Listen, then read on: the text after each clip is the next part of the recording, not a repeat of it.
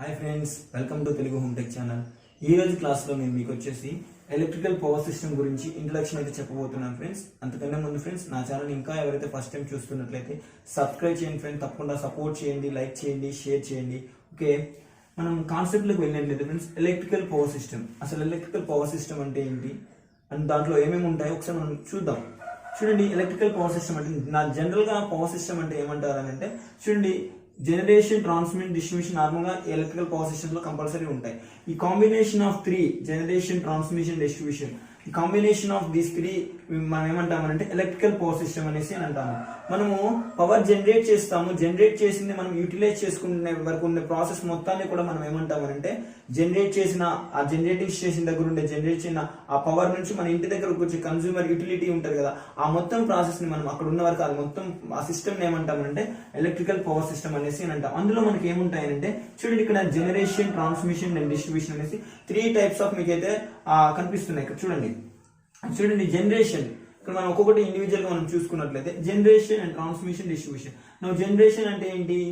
Generation లో మనకి that means generation అంటే ఏంటమ్మా? Generation that means power generation. మనం యూటిలైజ్ చేసే ఎలక్ట్రికల్ ఎనర్జీ జనరేట్ చేయడానికి ఒక ప్లేస్ అయితే మనము ఉంటది. ఆ ప్లేస్ ఏమంటామంటే జనరేషన్ అంటే. జనరేషన్ లో మనం ఎలా జనరేట్ చేస్తాము పవర్ అంటే, దానికి మనకు different types of power plants అయితే ఉన్నాయి. మనం ఎగ్జాంపుల్ గా చూసుకున్నట్లయితే ఫస్ట్ ఒకటి థర్మల్ పవర్ ప్లాంట్ ఉంది, అండ్ సెకండ్ వన్ చూసుకున్నట్లయితే హైడ్రో పవర్ ప్లాంట్ ఉంది, అండ్ థర్డ్ వన్ చూసుకున్నట్లయితే మనం న్యూక్లియర్ పవర్ ప్లాంట్ ఉంది. నెంబర్ ఆఫ్ పవర్ ప్లాంట్స్ అయితే మనకి పవర్ జనరేట్ చేయడానికి యూజ్ చేస్తున్నాం.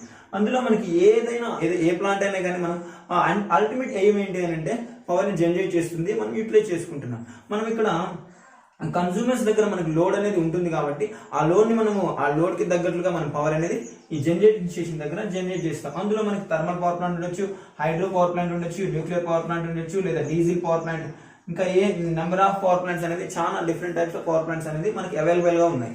బట్ మనకి ఆ అట్మాస్ఫియర్ కండిషన్స్ బట్టి మనకి ఎక్కువగా అవైలబుల్ ఉంది ఏంటి అని అంటే, మనకి థర్మల్ పవర్ ప్లాంట్ ఎక్కువ మనము ప్రిఫర్ చేస్తాం. ఇక్కడ కోల్ అవైలబిలిటీ ఎక్కువ ఎక్కడ ఉంటుందో అక్కడ మనం థర్మల్ పవర్ ప్లాంట్ అయితే ప్రిఫర్ చేస్తాం.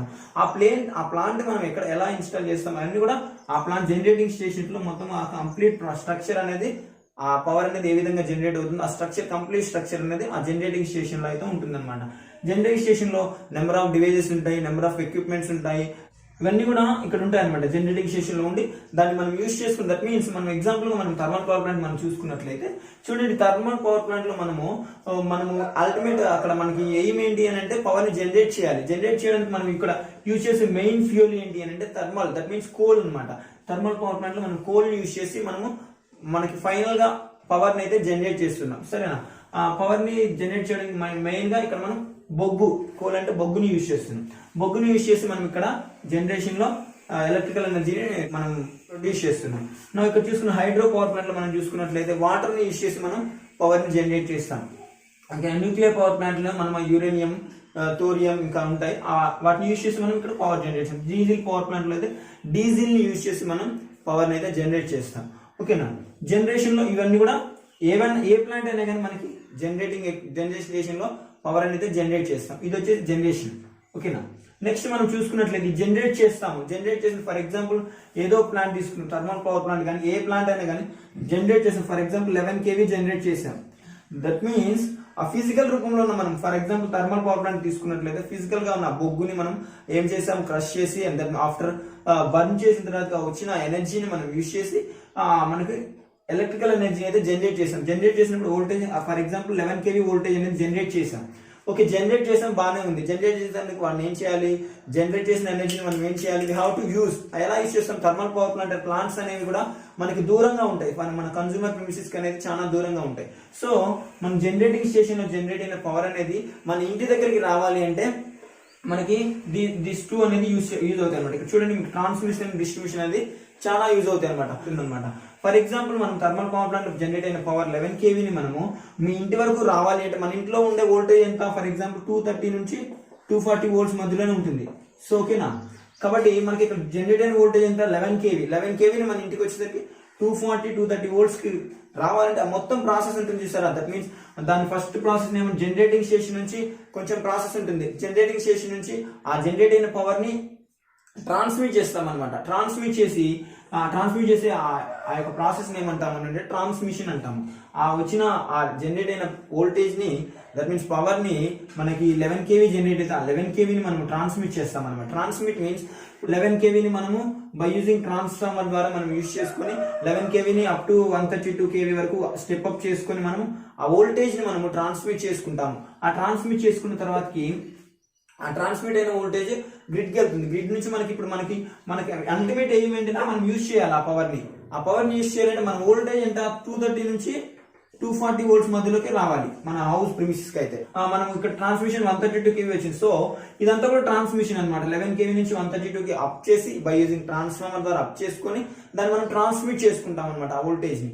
ఆఫ్టర్ దట్ మనం ఏం చేయాలి, కన్స్యూమర్ ప్రిమిసెస్ కి అయితే మెయిన్ ఏం కన్స్యూమర్ ప్రిమిసెస్ కి అందించాలి. సో ఆఫ్టర్ దట్ ఆ ట్రాన్స్మిషన్ ప్రాసెస్ అంతా అయిపోయిన తర్వాత కూడా ఆ ట్రాన్స్మిషన్ అయిపోయిన తర్వాత నెక్స్ట్ ఆ ట్రాన్స్మిషన్ అయిన వోల్టేజ్ ని మనం డిస్ట్రిబ్యూట్ చేయాలి. దట్ మీన్స్ ఫర్ ఎగ్జాంపుల్ ఇందులో మనకి డిస్ట్రిబ్యూట్ నుంచి మళ్ళీ అగైన్ మనము స్టెప్ అప్ చేసిన వోల్టేజ్ అగైన్ కూడా రెడ్యూస్ చేసి, దట్ మీన్స్ రెడ్యూస్ చేసి ఎందుకు హై అప్ చేయాలి, ఎందుకు డౌన్ చేయాలి అంటే వోల్టేజ్ యొక్క క్వాలిటీని పెంచడానికి, మన పవర్ యొక్క క్వాలిటీని పెంచడం కోసం ఆ పని చేస్తారనమాట. ఓకేనా.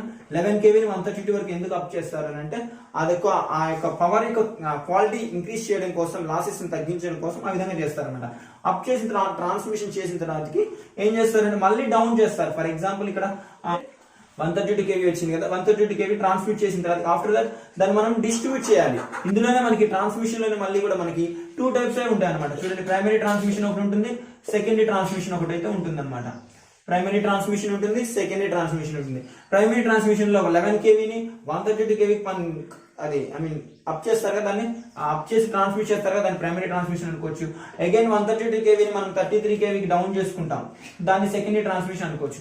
ఆఫ్టర్ దట్ సెకండరీ ట్రాన్స్మిషన్ కూడా అయిపోయిన తర్వాత మనం ఏం చేస్తాము అంటే, సెకండరీ ట్రాన్స్మిషన్ అయిపోయింది కదా, నెక్స్ట్ అగైన్ ఆ వోల్టేజ్ ని మనం ఏం చేయాలి అంటే మళ్ళీ రెడ్యూస్ చేయాలి. ఎందుకు రెడ్యూస్ చేయాలంటే మన కన్స్యూమర్ ప్రిమిసెస్ కి, మన హౌసెస్ కి మాత్రం 230 నుంచి 240 volts మధ్యలో ఉంటుంది. ఒకవేళ ఈ కమర్షియల్ యూజ్ అంటే 11 kV అట్లా ఉంటుంది అనమాట. ఓకేనా. ఎట్లయినా కానీ రెడ్యూస్ చేయాల్సిందే. రెడ్యూస్ చేయాలంటే మళ్ళీ మనం ట్రాన్స్ఫార్మర్ యూజ్ చేసుకుని రెడ్యూస్ చేసుకొని డిస్ట్రిబ్యూట్ చేస్తాం అనమాట. డిస్ట్రిబ్యూట్